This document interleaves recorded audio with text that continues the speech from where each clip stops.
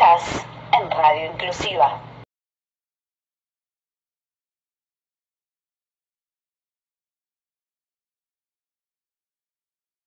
Bienvenidos a un nuevo programa de Tirando Paredes por radioinclusiva.com.ar. 11 grados, 3 décimas la temperatura. ¿Qué tal, compañero? ¿Cómo anda? ¿Cómo anda, compañero, camarada, correligionario, cómplice? Muy bien, acá andamos. ¿Todo bien? Sí, todo bien, muy contento. Acá tenemos visitas acá en el piso. Pero que gracias a Dios, eso está bueno. Imposible. Preséntelo usted. Bueno, muchas gracias. Y nos está visitando hoy un precandidato a diputado nacional por acá, por la ciudad de Buenos Aires, Ariel Magirena. Además es periodista, colega. ¿Qué tal, Ari? ¿Cómo estás? ¿Cómo estás, Gabo? Muy contento de que me hayan invitado y sobre todo de haber podido venir a una radio. La verdad que yo le tengo miedo a que la tecnología termine acabándose. Hoy era la gran discusión hoy con un colega, ¿no? Que che, hago el reportaje todo. Ah, no, viene vía Zoom, vía Meet, vía celular. Y me parece que eso, el tema como los tres que estamos acá sentaditos, esa tecnología da poquito ese miedo, como bien decís vos.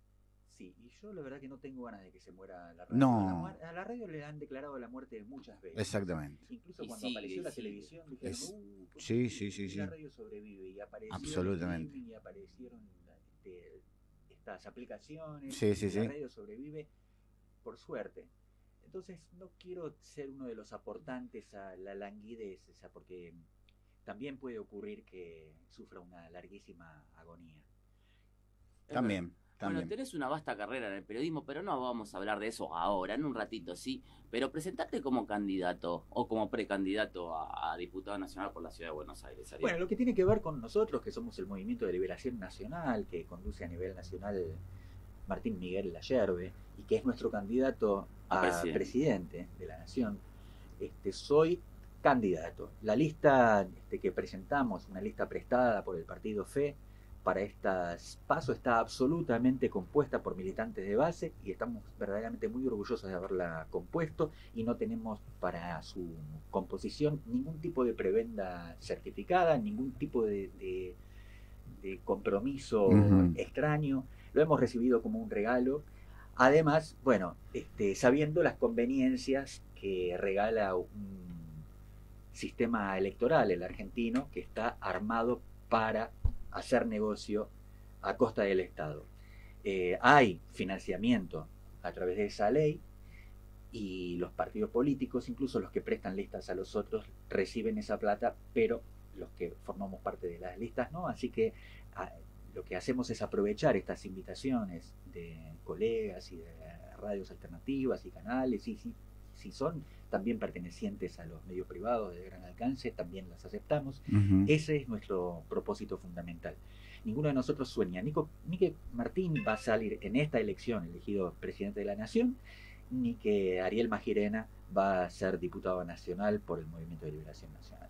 En esta oportunidad estamos ensayando cómo es la construcción de un partido político, porque es nuestro propósito a largo plazo, y en estos momentos nuestro cometido es darle amplificación a un discurso que está siendo cancelado en el concierto electoral y cancelado por la política, que en todo su espectro, de izquierda a derecha, comparte una misma agenda, que es la agenda de Soros y Rothschild. Nosotros resucitamos una doctrina que ha demostrado su capacidad de convertir un país con 90% de pobres, un país que era exportador de piensos o de porotos, en la 10ª potencia más importante industrial del planeta, sin escalas. Y en un momento como este, en el que se parece tanto a cuando apareció el peronismo, que fue en plena década infame, o en la post-década infame, un momento histórico en el cual la política estaba absolutamente desprestigiada, y quienes se habían hecho del negocio de la política gobernaban ejerciendo lo que ellos mismos confesaron, que era el fraude patriótico. Nosotros cometemos el fraude, pero es por la patria.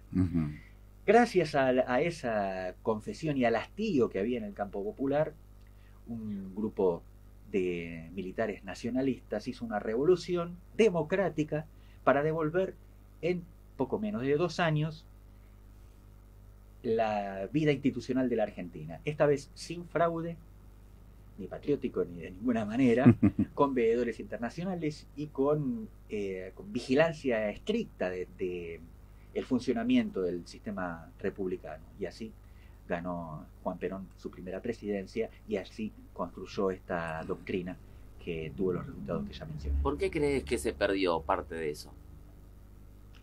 Desde el inicio de la patria hay dos proyectos que están en pugna. Cuando aparecen los sectores que van conociendo privilegios, quieren tenerlos como una especie de monopolio. Había en la patria, que todavía estaba bajo los designios de la conducción del virrey, la idea de ver cómo es que sacaban provecho algunos, especialmente patricios, ¿no? Porque no existía oligarquía todavía en la Argentina. Entonces había un patriciado, que era un patriciado citadino, que tenía la idea de ser una colonia próspera, de la cual se iban a quedar con la parte que les interesaba. Ese inicio de la patria, además, tuvo expresiones dolosas como una aduana construida para el contrabando, como determinados modelos de corrupción, a nivel que corrompía también a la corona, y no entendían una vieja ideología que desde Isabel la Católica, que se atrevió a darle a Colón la financiación para ir a las Indias y descubrió América, de mestizarse y, contrario al paradigma inglés, en lugar de hacer colonias, hacer una etapa de colonia, de alguna manera con idea civilizatoria, y luego tratar de tenerlos como sus colonias como asociadas, pero bajo regímenes de libertad. En esos momentos nace el movimiento revolucionario, el movimiento de liberación en la Argentina, como uno de los primeros del continente. Se había liberado hacía muy poco Estados Unidos, se había atrevido a dictar una constitución. Digamos que había un movimiento en ese sentido, y los patriotas hicieron un acuerdo con los patricios para poder consolidar el sueño de un Estado-nación. Desde que la patria se conoció nación, o se propuso nación, y se propuso construir un Estado, hasta que la patria se reconoció pueblo y le dio protagonismo y se propuso construir un proyecto nacional, pasaron 135 años. Fue 1810 y 17 de octubre, o sea, 25 de mayo de 1810 hasta el 17 de octubre del 45, donde se instala un nuevo paradigma. Y es un paradigma no solamente revolucionario, sino antiimperialista. Esos años es irrefutable calificarlos como venturosos para la Argentina, y se volvió verdaderamente insoportable para los patricios y para la nueva oligarquía, una oligarquía que había nacido después de la campaña del desierto. Exacto. Después de que Roca, como militar al servicio del presidente Mitre, de alguna manera mensurara las tierras tomadas en la Patagonia, las repartiera primero a los soldados, una cosa que fue un reparto muy generoso, pero los soldados vivían de ser soldados, claro. O sea, de saquear lo que dominaban y bebérselo. Ninguno de ellos tuvo, o muy pocos de ellos tuvieron, un proyecto agrario para esas tierras que estaban conquistando. No hubo colonización. Por el contrario, entonces, la mayoría vendió su porción. Allí nace la oligarquía. La oligarquía fueron las familias patricias que compraron esas extensiones de campo que les permitió una diferencia económica, ya que con el nuevo paradigma imperialista, el de los ingleses, que ofrecían el intercambio a través de la nueva propuesta del libre mercado, una farsa absoluta, una farsa que en realidad ocultaba la dominación, los sobornó con ese tipo de riqueza. Y allí hubo definitivamente dos modelos de país que todavía están en pugna. El peronismo no pudo continuar gracias a la perversidad de la antipatria, que además, financiada por potencias extranjeras, se ocupó de aniquilar la revolución o incluso los conceptos revolucionarios de la época. Y la última, en el 55, probó primero con bombardear Plaza de Mayo. la Plaza de Mayo, luego siguió con el fusilamiento de militares leales y el fusilamiento de obreros, Exacto. nada menos que en los basurales de José Luis José Suárez, Luis dejando Suárez. claro en esa metáfora cuál era su opinión de la clase trabajadora que había alcanzado la plenitud de sus derechos.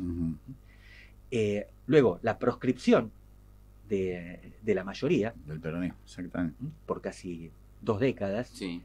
y finalmente, cuando el peronismo, con un líder envejecido, cansado y enfermo, recupera el poder y también recupera el proyecto de patria, en solo 8 meses, en los últimos 8 meses de vida que le quedaban a Perón, nacionalizó el comercio, nacionalizó el comercio exterior, perdón, el crédito, el 100% del mercado energético.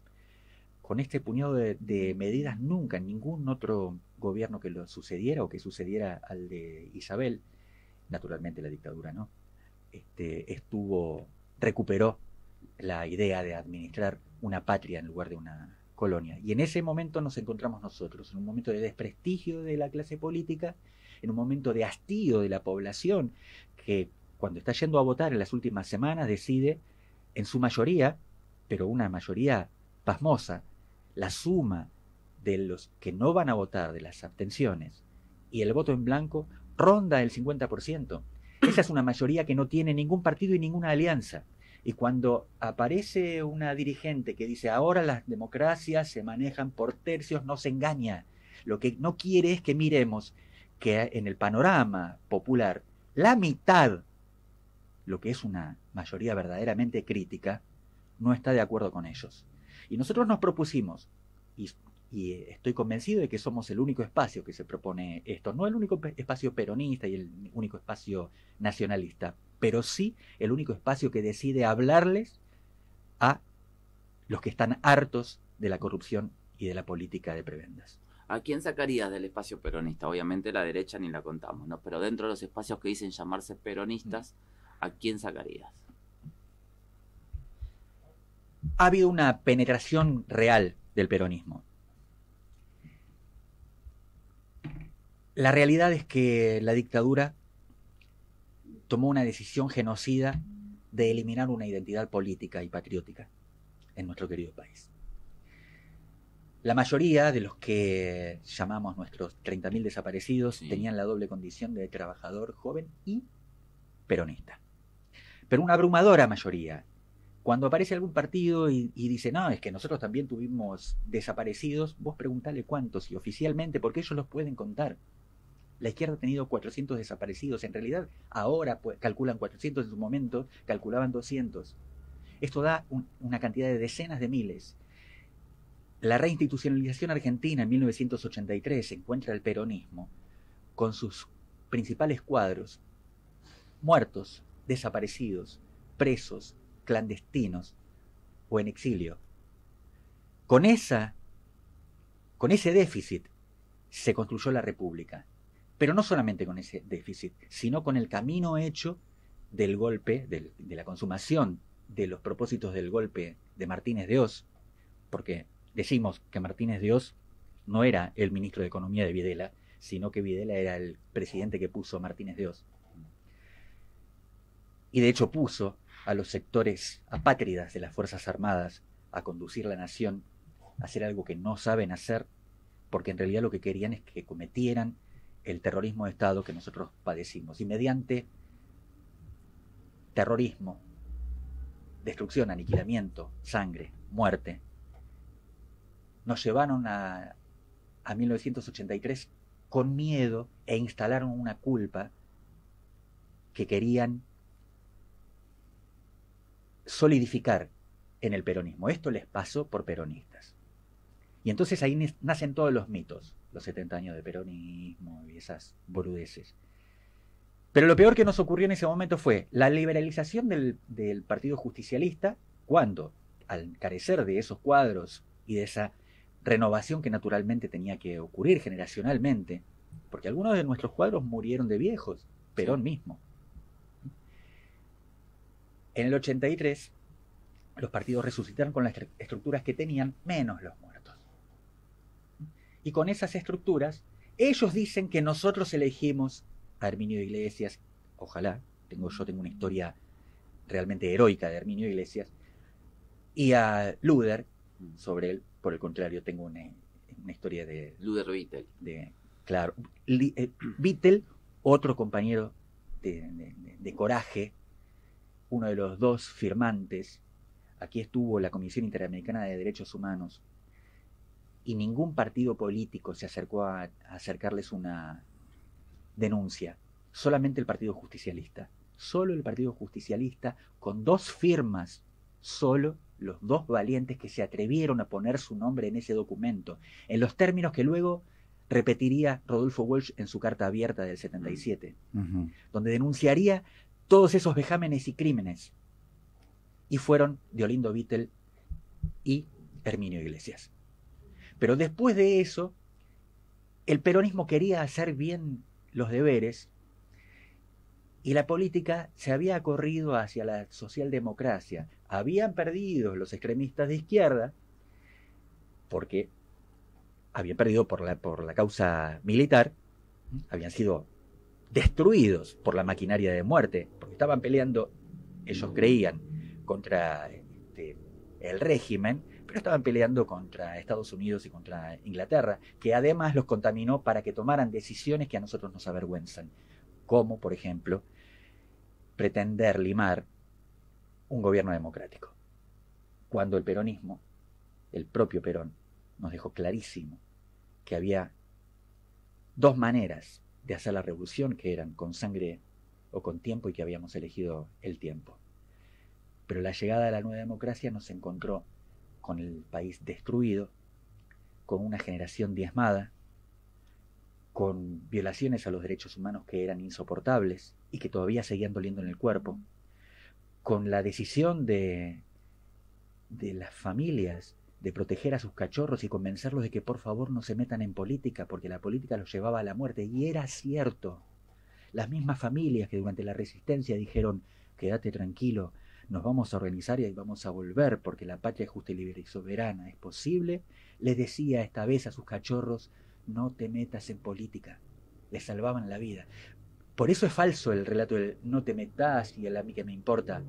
Lo hicieron y lo consiguieron a muerte. Pero después vino la segunda etapa del cometido de la dictadura, que fue, ya que destruyeron la capacidad productiva de la Argentina y sus instituciones fueron corrompidas hasta el nivel más pequeño, le tocó a Raúl Alfonsín consumar la segunda etapa, la destrucción total del Estado, la capacidad de respuesta del Estado. La Argentina tenía un Estado fuerte, incluso con los conservadores tenía un Estado fuerte, que en ese momento le servía a la oligarquía, pero con el peronismo le servía a los sectores populares y resolvía los temas. Recordemos que Perón 2 veces en la historia terminó con el desempleo en 3 meses. En el 46 con el primer plan quinquenal y en el 73 con el primer plan trienal. En 90 días no hubo más desempleo en la Argentina. Y ¿cómo también se vuelve? Yo sé que la historia te apasiona, ¿no? Pero claro, para darle un poco de... Tenés razón, discúlpame. No. Sí se vuelve. ¿Cómo se vuelve?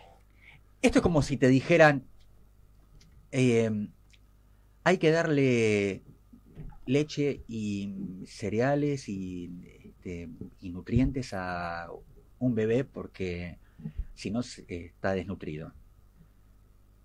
Y viene otro y dice: no, señora, mire, la lactosa es realmente desastrosa, no, dele hígado, dele harinas, dele polenta, ¿no?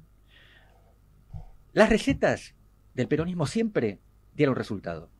Es más, después de 20 años de exilio dieron resultado en 8 meses. Y las recetas liberales siempre nos han llevado a la ruina. Hay un libro de Jaureche, El Plan Previch o el retorno al coloniaje. Describe las características de las presiones y del plan del Fondo Monetario Internacional recién nacidito. No hay ningún cambio, no hubo ningún cambio en el Fondo Monetario Internacional en esta historia. Ni uno. La receta que hoy está llevando adelante Massa es la que le dice el Fondo Monetario y es la que nosotros conocemos, que nos ha llevado a la ruina cada vez que el Fondo Monetario intercedió en nuestras relaciones económicas. Y recordamos a Perón. Pero no intercedió en este gobierno, fue en el anterior en tal caso. No, porque el plan lo está ejecutando este gobierno. Ahora sí. Ah, bueno, es eso. Intercedió en el anterior y lo ejecuta en este. Sí, el gobierno anterior le abrió la puerta. Así ocurrió. El gobierno anterior, lo primero que hizo el macrismo fue ejecutar un plan de saqueo. El macrismo creía que lo volábamos en 6 meses y hubiera sido lo que hubiera necesitado. Entonces se apresuró. En la primera semana levantó el cepo cambiario, liberalizó el sistema de cambio de divisas. En los próximos días, a partir del 11 de diciembre hasta el 30 de diciembre, o sea, en el transcurso del primer mes, había firmado 30 decretos de urgencia para gobernar. Y luego, mientras esto ocurría, mientras nos arruinaban delante de nuestros ojos, mientras habían, al liberalizar el sistema de cambio, devaluado la moneda y la capacidad adquisitiva del salario en un 40%, aquellos a los cuales el pueblo eligió para que fueran oposición, porque se elige el mismo día quién es oposición y quién es el gobierno, decidieron abdicar. Nos mintieron que solamente el Poder Ejecutivo podía llamar al Congreso. Es una mentira. En la República, y lo declara la Constitución, los 3 poderes son equivalentes y se controlan en un nivel de 2-1. Si el Frente de Todos, en ese momento el Frente para la Victoria, hubiera querido convocar al Congreso, lo convocaba, le alcanzaba con su quórum, probablemente no hubiera tenido la capacidad de hacer aprobar. De negociar, de estar ahí. De negociar, sí, porque de hecho, en cuanto el macrismo empezó a amedrentar y a sacar carpetas contra los dirigentes del peronismo, quebró el bloque, que tenía más de 100 diputados, y aparecieron los 6 de Sanguchito Bocio. Te iba a hablar justamente de Bocio. Exactamente. Tal cual. Ahora, nosotros lo vimos trabajar a Bocio. Nosotros vimos que Bocio era el administrador de la caja más importante de la Argentina. Exactamente. Y que a él no lo persiguió nadie. No. ¿Por qué? Bueno, nosotros sabemos como periodistas leer en los relieves. Sí. Cuando hay un negocio que alguna vez tuvo un cartel pegado y sacan las letras, debajo queda la sombra como impresa. En esos relieves nosotros leemos qué es lo que pasó. Y lo que pasó es que naturalmente había carpeta también para Bocio y esa carpeta seguramente llevaba personajes del kirchnerismo.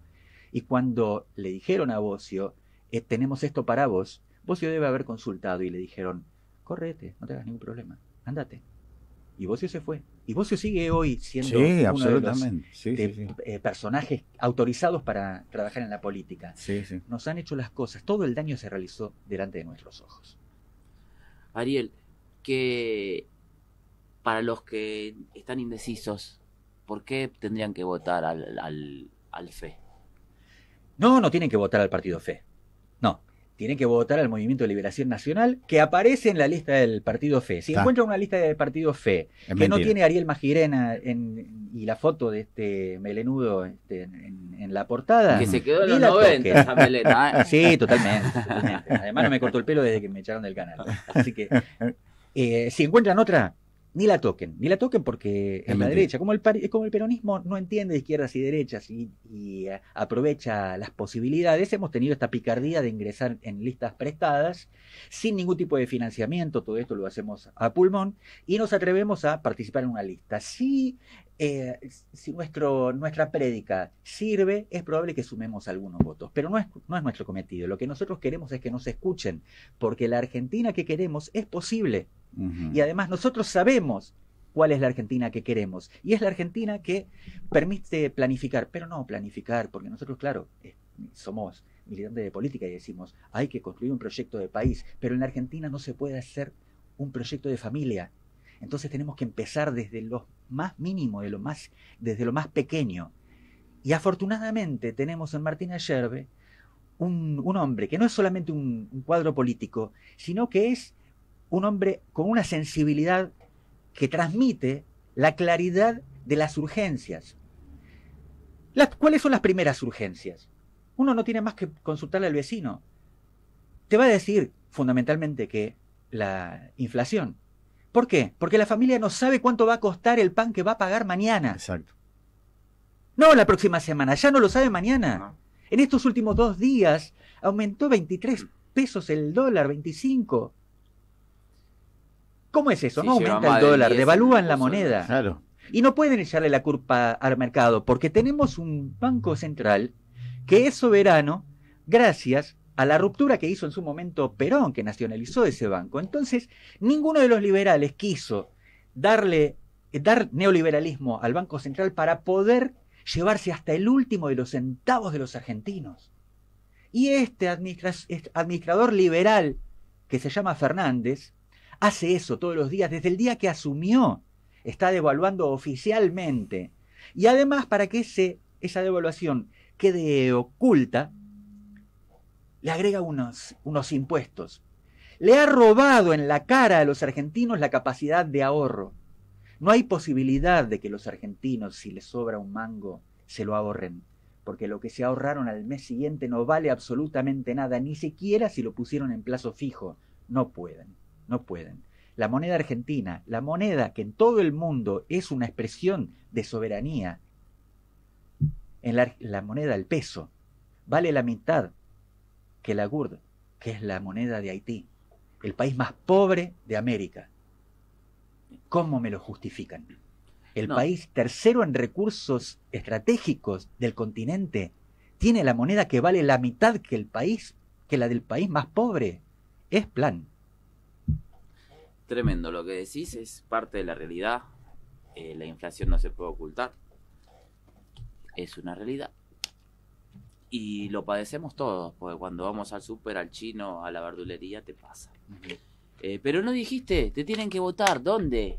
Me tienen que votar en la capital ¿Qué federal. lista? Es la lista del Partido FE. Es la lista del Partido Es la lista FE. del Partido Número. FE, la lista en la que participamos los compañeros. La única lista en la que participamos los compañeros se llama Siempre con Fe. Siempre con fe. Siempre con fe. Siempre con Fe. Bueno, Y busquen a nivel nacional, que también va a estar en papel, en la misma oferta del colegio, la de Martín Ayerbe, precandidato a presidente de la Nación por el partido Propuesta Joven.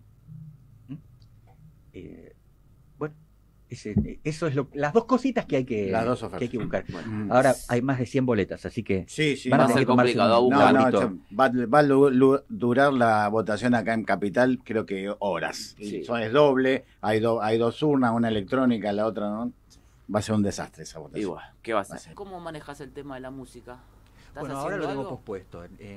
Yo estaba convencido cuando era adolescente y hacía rock and roll que iba a ser una estrella del rock y bueno, era mi sueño y que entonces tenía que, como yo trabajaba en una oficina, incluso era una oficina pública, yo era delegado de UPCN en ese entonces, porque inquietudes políticas tuve siempre, Sí, parece. sí.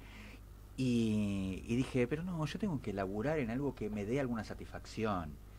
Entonces dije, bueno, voy a ser músico, pero que mi plata me la dé un trabajo que me dé satisfacción. Entonces me puse a estudiar periodismo. Y cuando comencé a tener mis primeros trabajos, enseguida mi carrera se fue para arriba. Esto lo deben haber lamentado mis 2 primeras esposas, que me bancaron mientras yo estudiaba y después se pudrieron de mí. Sí, Y sí. para cuando yo logré llegar a la televisión, que paga verdaderamente bien, Sí, exacto. se habían separado de mí. Yo digo, chicas, las invité a que reflexionaran, ¿no?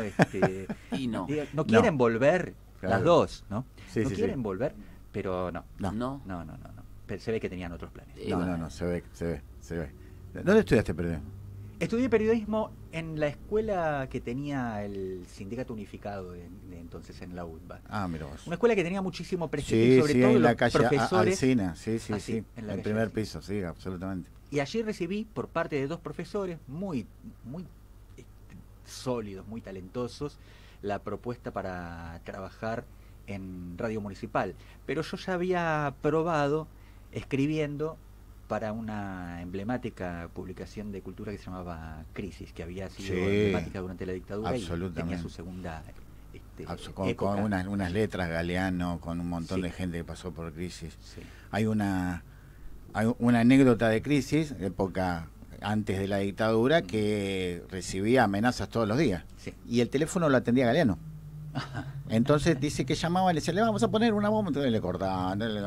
Y un día no atendía el teléfono y estaba Levinas también, y le dice, atendé, Eduardo, que no puedo. Hola, sí, no, amenaza de bomba después de las 3 de la tarde, le dice, y le cortó. No, una cosa increíble, épocas, ¿no? De otro periodismo. Hermosas, ¿te imaginas lo que fue para mí ser un pendejo y escribir en Crisis? Y tenía firma en Crisis con esos monstruos, había escrito Cortázar, había estado Walsh, habían estado Haroldo Conti. Había estado Aníbal Ford, eran plumas que yo admiraba, el propio Galeano, como vos bien lo señalás. Y yo digo, está bien, ahora no están ellos, ¿no? En esta segunda época, aunque algunos seguían. Sí, tal cual. Sí, algunos seguían, los que estaban vivos seguían porque tenían ganas de hacer eso. Y además le gusta la gráfica, le gusta escribir. Sí, amo la gráfica. Lo que más amo es la radio, ¿no es cierto? Sí, pero paga mal. Sí, o no paga. O no paga. Exacto. Sí. A pulmón. Y como te decía yo cuando antes de empezar el programa, los periodistas no estamos para vender nada. Nosotros. No podemos vender. Ni espacio publicitario, ni nada. No, y mejor, porque los periodistas que pueden vender, lo que hacen es venderse. Exacto. Hay muchos. Hay muchos. Exactamente. Sí. No los vamos a nombrar. No. Que queden cada uno. Tenemos que tener programa hasta las 12 de una cada quien pensó en 10, no van a coincidir con nosotros. Imagínense la lista que hay. Absolutamente. ¿Qué opina de Javier Milei y cómo le está yendo en los pasos que hubo? Javier Milei es un fenómeno de la política. Como fenómeno de la política, podemos decir que hemos tenido un montón. El Corrado de Narváez fue un personaje, un fenómeno de la política, que tenía 150.326 veces mayor capacidad que Milei, más o menos, calculándolo así, que era menos personaje, incluso era un personaje hasta bastante agradable. Mire que lo conocí y era un tipo macanudo. Uno, después de hacer una entrevista con el Colorado, le daban ganas de invitarlo a un asado. Así. Pero bueno, pasó que lo habían inflado a propósito. En ese caso, un estratega eficacísimo, implacable, como era Néstor Kirchner, que eligió cuál iba a ser su contendiente, lo infló de Narváez y dijo, voy a pelear contra ¿no? Y total, mucho no va a poder hacer. Tal cual, este desaparece. Cuando yo digo, se cae. Sí. Y estuvo ahí nomás, porque recuerden que le sacó solamente 2 puntos en la provincia. Y que el progresismo, que decidió que era el peronismo le caía antipático, sacó 5 puntos cuando el candidato fue Sabatella. Exacto. Y fue por eso, porque si no hubiera habido la lista progresista, que ahora son los que conducen el Partido Justicialista, entonces hubiera ganado Néstor Kirchner. Pero bueno, siempre están molestando. Ahora también, en una de esas hubiera salido algún dirigente peronista, alguna vez probablemente se hubiera podido discutir el justicialismo adentro del PJ, pero bueno, eso no ha ocurrido y tenemos los dirigentes que han decidido entre ellos.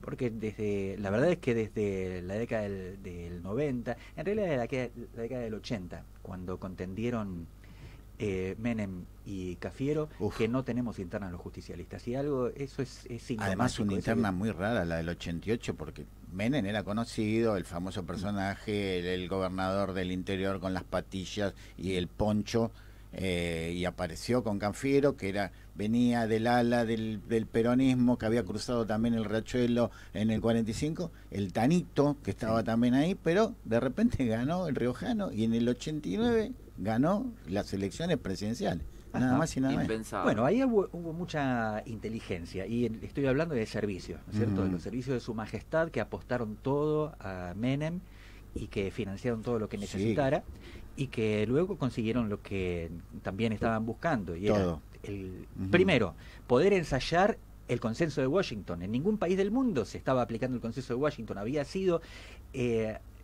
expresado teóricamente y descrito con esa denominación en el 89, cuando cae el muro de Berlín, Exacto. además, y cuando Francis Fukuyama dice llegamos al fin de la historia. Se acabó la historia, exacto. El menemismo le permite ensayar un nuevo modelo socioeconómico y además, en el año 92, declinar todo tipo de soberanía a través de los acuerdos de paz en Madrid, la declinación, la postración de la Argentina al haber perdido la guerra de Malvinas. Nosotros decimos la batalla de Malvinas porque vamos a estar en pie de guerra si se necesita en una nueva oportunidad, porque es una necesidad de la patria y porque es un lugar estratégico que nos merecemos. Exactamente, hasta el lujo de una reforma de una Constitución Nacional, el año 94. Para consumar el consenso de Washington. Fue la exactamente. primera constitución del consenso de Washington y hoy la seguimos padeciendo. Exacto, sí, sigue estando ahí. E incluso te tiro una información más. Vos sabés que no se derogó nunca la ley de convertibilidad y que por eso cada vez que se emite se quedan sin reservas líquidas de dólares, porque todo lo que se emite en base a dólares o en deuda que también la hacen en base a dólares, porque el dólar MEP, el que usted puede comprar en el banco, sí. que puede convertir en dólares en una bolsa extranjera, es deuda para el futuro. ¿Cuánto nos están endeudando los Fernández? ¿Cuánto nos están endeudando? ¿Cuánto lo vamos a lamentar? Es una lucha, dijo uno ahí, también allá por los 90, dijo, es una lucha. Es tremendo. Pero bueno, vivimos acá y tenemos que ir con fe a que esto en algún momento va a cambiar. Sí, más que con fe, con decisión. La fe es un salto al vacío. Nosotros creemos firmemente en la doctrina justicialista y sabemos que resuelve todos los problemas. Es más, el corpus filosófico que dejó Perón aquel 1 de mayo de 1974, eclipsado por los incidentes en Plaza de Mayo, pero que había presentado ante la Asamblea Parlamentaria y que eran la base de discusión de la nueva Constitución que se iba a desarrollar durante el año 1975, venía anunciando el mundo que estamos padeciendo. Perón se adelantó a la historia, nos preparaba filosóficamente para eso y nos preparaba políticamente para eso. Tenemos eso que no tiene ninguna otra doctrina política y que no tienen los gobernantes del mundo, que recién ahora empiezan a reconocer los beneficios de la tercera posición. Nosotros tenemos el corpus filosófico de la tercera posición, una posición que, contrario a los dos modelos de capitalismo, el capitalismo financiero al servicio de las corporaciones y el capitalismo Estado al servicio de las burocracias, pone al ser humano a través de la comunidad como eje, y el capital sometido entonces a la política que está orientada definitivamente al bienestar social. Bueno, ahora sí pasamos un poquito. ¿Tenés unos minutos más? Sí, cómo no. Sí. Bueno, estamos disfrutando de esta charla acá con el colega. ¿No estás laburando? ¿Qué estás haciendo? Contanos un poquito. Bueno, no estoy trabajando desde octubre del año 19, o apenas consigo de vez en cuando alguna conferencia. Participé en el Congreso de Filosofía Popular de La Rioja en el año 2020, 2021, el 2020 estábamos encerrados. Sí. Y también he hecho algunos trabajos, fui docente del área de comunicación y políticas públicas para una maestría de la UNDAB para la provincia de Santa Cruz, que la UNDAB no me pagó. La verdad que soy un tipo con mala suerte. Sí. Y soy hoy un trabajador clandestino, pero clandestino en serio. Sí. Tengo la maldición de que llevo casi 30 años de aporte en una profesión bien paga en televisión, lo que significa que si yo hoy empiezo a facturar por lo que se está cobrando un artículo, un servicio de comunicación o de clipping o de redes, me bajo la jubilación dramáticamente. Hoy tengo compañeros que están jubilados, que son periodistas y que cobran alrededor de 400.000 pesos, y pasaría a cobrar una jubilación mínima que me parece que no merezco. Estoy en juicio con el canal porque el macrismo me echa en el año 2019. Primero me enferma. ¿Con TV Pública? En TV Pública, claro, yo trabajaba en el noticiero de TV Pública. estaba en una licencia médica y las autoridades macristas decidieron dejar de pagarme el sueldo. Yo los amenazo con que me voy a considerar despedido. Lombardi, tal cual, ese perverso. Y ellos me responden deshaciéndose de mí, no teniendo ningún otro tipo de diálogo conmigo, y depositándome la liquidación como si hubiera renunciado, o sea, proporcional de aguinaldo y vacaciones no tomadas. Nada, después de 25 años de trabajar en la televisión pública. No se imaginan cuánta guita era eso en ese momento. Dije, bueno, esto se resuelve en diciembre. 20 días después de que me echaron, perdieron las elecciones los macristas. En diciembre, Alberto Fernández asume, pero no termina de armar gobierno. Aprovecha enseguida, en marzo, a mandar a todo el mundo a guardarse en su casa. Sí, sí, sí. Y hasta julio no tenía completo el gabinete. Mientras tanto, ya estaban las nuevas autoridades del canal, pero me negaron cualquier tipo de diálogo. Es más, me presenté al Ministerio de Trabajo, les pedí que abrieran una instancia de conciliación, que me la concedieron, y el canal no presentó abogado. Esto significa que están realizando chicanas para obligarme a demandar. Yo naturalmente demandé antes de que prescribiera la posibilidad de hacerlo, y desde entonces a lo que se resiste la televisión pública, los funcionarios disque peronistas de la televisión pública, es a pagarme nada menos que la indemnización, que tiene casi 80 años de vigencia y que tiene rango constitucional. Ellos deciden, no solamente eso, sino que ahora, cuando estamos en instancia de que probablemente nos encontremos en la primera audiencia ya dentro del proceso judicial, ponen como testigos a los funcionarios macristas que a mí me echaron, que hoy son, además, empleados de la televisión pública, que eran funcionarios políticos y que les regalaron la estabilidad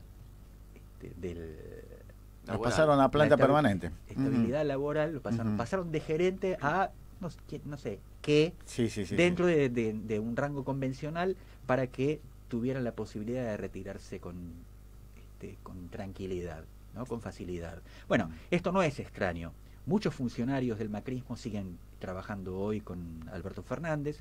Esto responde a una necesidad del neoliberalismo, que tiene cuadros que, para someter a la Argentina en todos sus aspectos posibles, la Argentina no le podía dar. Tenemos funcionarios que no hablan español, o que ahora deben haber podido aprender porque ya llevan por la segunda gestión, pero que son provistos por el sistema financiero internacional, por las fundaciones de George Soros, por la banca de Rothschild, por el Club Bilderberg, que son los que están diseñando el mundo actual. ¿Ariel y el sindicato? ¿Satside? Satside es un sindicato combativo que lamentablemente no me cubre porque soy periodista. Yo estoy cubierto por Cipreva. Claro, ahora está acá. Lo que Cipreva me dice que no puede hacer más que lo que está haciendo. No sé qué es lo que está haciendo, pero yo no voy a pelearme con el sindicato, porque mi problema lo tengo con la patronal. Exacto. Me gustaría un poquito más de combativismo por parte de Cipreva para defenderme en una ahora hay muchos despidos, ¿no? También en Radio Rivadavia. Sí, los del grupo Fénix, Figoli. Claro, Figoli. Yo veo eso y veo a Cipreva activo con las arbitrariedades que hoy se están tomando, pero UTBA había desaparecido. Es más, creo que es un sindicato casi en extinción, UTBA, hablando mal y pronto. Las veces que UTBA en los últimos tiempos peleó una paritaria, siempre la peleó por debajo de la línea de inflación, una cosa realmente increíble. Nace Cipreva es aprobada, UTBA le soy pone... fundador de Cipreva, fui candidato adentro. Bueno, con Wolf y con toda esa gente. Claro. Con Wolf. Bueno, con todos los chicos de tiempo. En mi caso, claro, en mi caso, en la lista de la gremial de prensa, que teníamos historia de resistir a UTBA, que eso me traía problemas sindicales en el canal, ¿no es cierto? Porque la conducción sindical era de UTBA, pero luego, para mi sorpresa, la conducción sindical del noticiero también se sumó a Cipreva. Hoy uno de los delegados es el secretario general, y yo aplaudo eso. Hubo un cambio, hubo un proceso de desburocratización sindicato que representa a los periodistas, pero bueno, la verdad que me encuentro solo en esta lucha. En esta lucha, sí. Exacto, Sí. exacto. Bueno, nosotros no seremos sin pruebas, pero te apoyamos, estamos de acá. Estamos Empujándolo a Ariel por para supuesto. que logre lo suyo. Y eso es lo más importante que estoy teniendo, y muchos colegas me dan espacio como para que hable de mi tema. Naturalmente las autoridades, parece incluso uno que tiene que ver con niveles muy altos de la comunicación, me dejó bastante claro que hay una decisión de cancelación de mi persona, lo que hace coincidir al macrismo con el fernandismo de una manera escandalosa. Tremendo que ocurran estas cosas, porque bueno, sos un laburante más, y bueno, si quieren rescindir de vos, cosa que es lógica, porque no, y tienen derecho. Además, no quiero volver yo al canal, si me pagan la indemnización, me quedo tranquilo. Está perfecto, está muy exacto, de eso se trata, ¿no? Que te den lo que te corresponde, si para eso están las leyes. Y yo ya conozco estas chicanas judiciales, porque ya en alguna oportunidad las hizo el gobierno de la Rúa, cuando nosotros demandamos por una liquidación fallida de horas extras y en cambio de las condiciones laborales del presidente de la Rúa durante el mandato de él, de la Alianza Progresista o disque progresista, iniciamos una demanda larguísima, de la cual cobré el resultado en el año 2018. Esta fue iniciada en el 2001 sobre diferencias salariales del año 2000, que se calculaba, en ese entonces todavía había convertibilidad, 30.000 pesos, 30.000 dólares. Era interesante. Cobré 23.000 pesos en bonos que vendían 19. Y tardaron 18 años en dar esa sentencia. Si ahora me hacen lo mismo, es la voluntad del gobierno de los Fernández que yo llegue a la muerte antes que la indemnización. Pero no fuerte.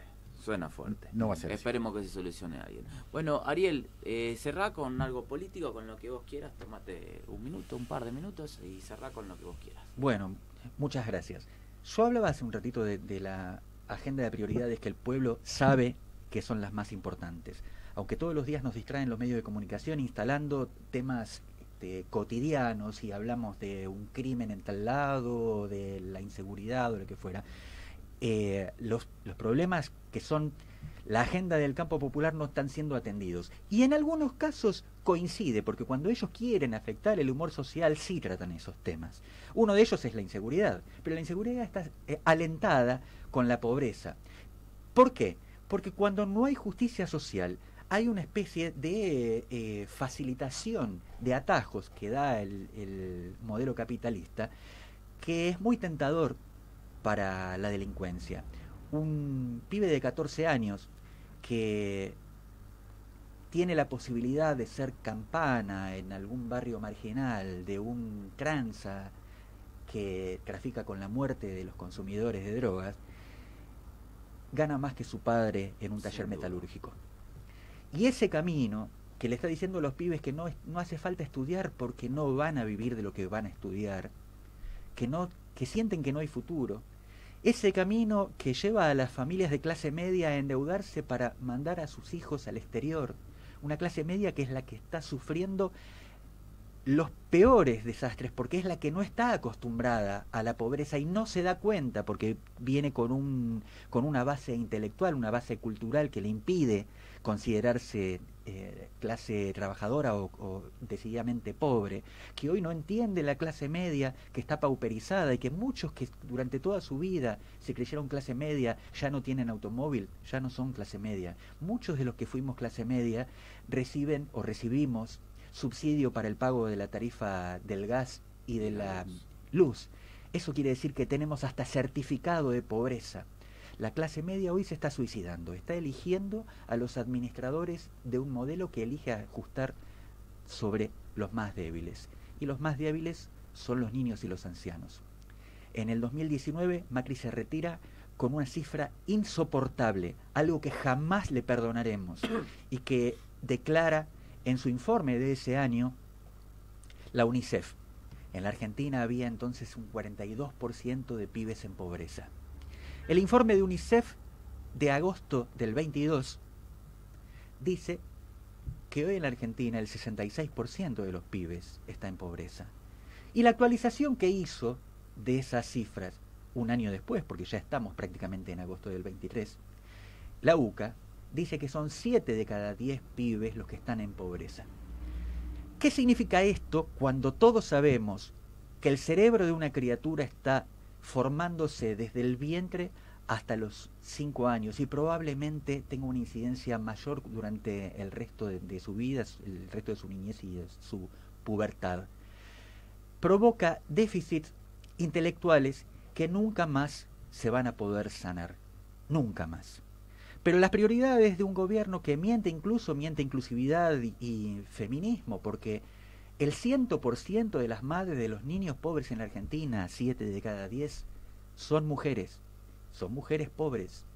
Y todavía no he encontrado una organización a la que yo le propongo esta bandera, una organización de la inclusividad, del feminismo, que pida, que ruegue, ni una mujer pobre en la Argentina, que es el primer camino para que no haya un niño pobre en la Argentina.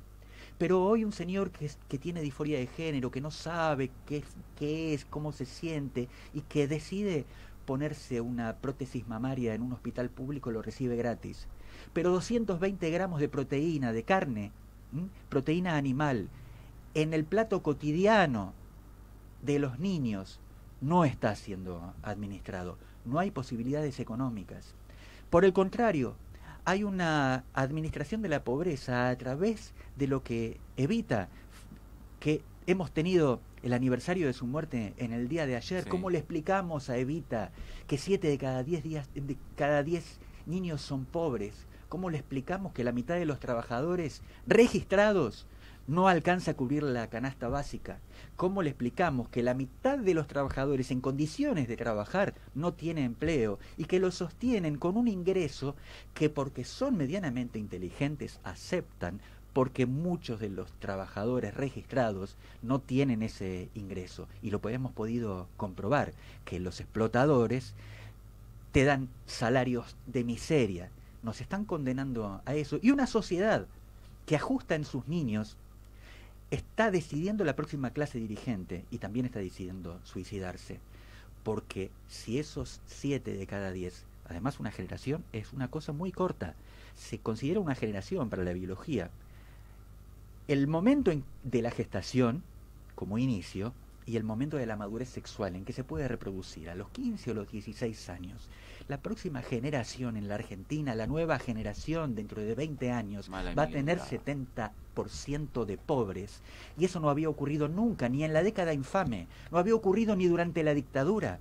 Ocurre con los administradores infieles, con los que nos dijeron, vamos a investigar la deuda, y no lo hicieron. Con los que dijeron, vamos a romper con el fondo y lo vamos a denunciar a los tribunales internacionales porque prestaron sin acatar las consideraciones de sus propios estatutos, y no lo hicieron. Vamos a darle un aumento inmediato del 20% a los jubilados, y en lugar de eso cambiaron, modificaron el cálculo de las jubilaciones sin tener en cuenta la inflación, para tenerlos siempre. Llevan los jubilados 7 años sin ganarle a la inflación, llevan 7 años empobreciéndose. Con este tipo de administración están logrando que la próxima clase dirigente va a ser seleccionada de los sectores sobrevivientes del plan de pauperización y de pobreza en la Argentina. Seguramente uno de los 3 será tonto, porque ocurre, las oligarquías tienen eso, le sale un Isidorito Cañones, no le preocupa, no quiere saber nada, total tiene guita, dice yo, y no se mete en la política ni en nada de eso. Y de los otros 2, los 2 van a estar dentro de la clase dirigente, y nuestros pobres, los hijos de los trabajadores, no van a formar parte. Ahora, enseguida, en forma inmediata, hay elecciones cada 2 años, sí.